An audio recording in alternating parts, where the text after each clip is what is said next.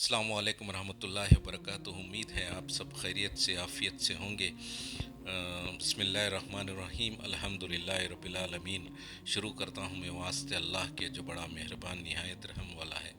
दोस्तों, आज हम बात करेंगे ज़कात के बारे में। ज़कात की दो किस्में हैं, अमवाल बातिना, अमवाल ज़ाहिरा।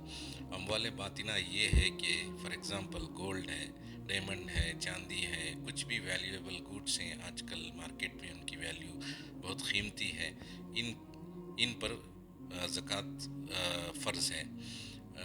अमवाल ज़ाहिरा यानी गुड्स, गोडाउन में कुछ भी माल पड़ा है, शॉप में कुछ भी माल पड़ा है, फॉर एग्ज़ाम्पल 5 लाख का माल पड़ा है, तो इस पर भी ज़कात फ़र्ज़ है।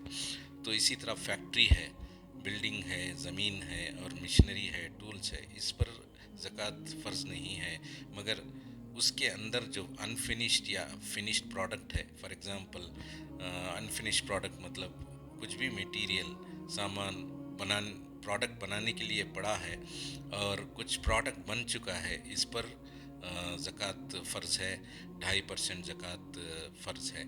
देखिए, अमवाल बातिना जो है ये गवर्नमेंट की नज़र में नहीं आता, और अमवाल ज़ाहिरा जो है वो गवर्नमेंट की नज़र में आता है, क्योंकि हम इनकम टैक्स बनते हैं। अमवाल बातिना जो है प्योरली इट्स बेस्ड ऑन हमारी जो फेथ है, हमारी नीयत है। हमें ये ख्याल रखना चाहिए कि अल्लाह को सब कुछ ज़ाहिर है, अल्लाह सब कुछ जानता है हमारे पास कितना माल है। तो इसलिए दोनों के ताल्लुक़ से हम ये गौर व फिक्र करें और सही ज़कात निकालें। देना फ़र्ज़ है। क्या ज़कात लेने वाले के बारे में बात करेंगे अब। ज़कात लेने वाले इनको ताकीद दी जाती है कि वो मुस्तहिक़ हो, ज़रूरतमंद हो।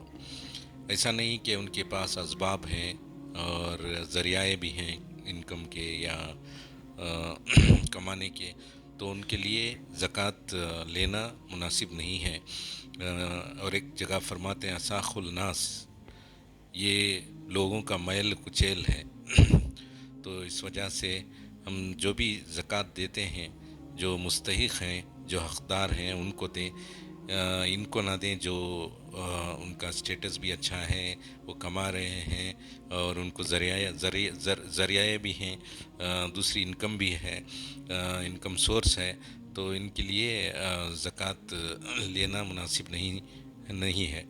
और एक जगह एक हुज़ूर अक़दस सल्लल्लाहु अलैहि वसल्लम के ज़माने में एक शख्स हुज़ूर अक़दस सल्लल्लाहु अलैहि वसल्लम से सवाल किया कि मुझे भी कुछ दें, यानी ज़कात या फ़ितरा दें।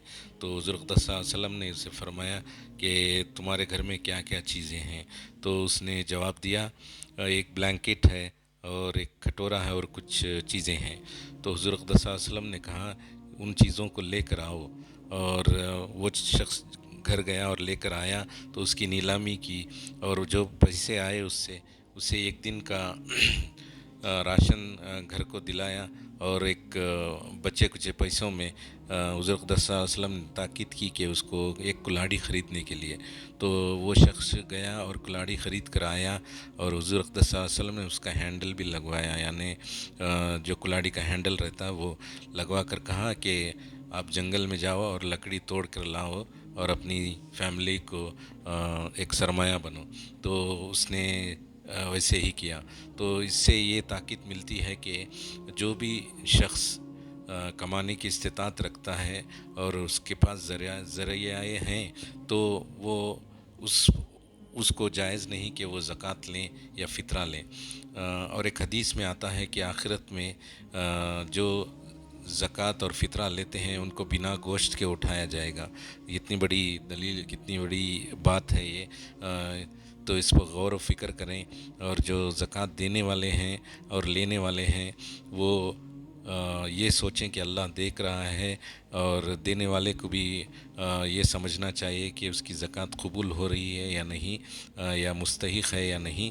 और लेने वाला जो है सच में वो ज़रूरतमंद है या मुस्तहिक़ है, इसका ये सोच कर लें। तो मैं इस बात को कहते हुए ख़त्म करता हूँ। जज़ाकल्लाहु खैर।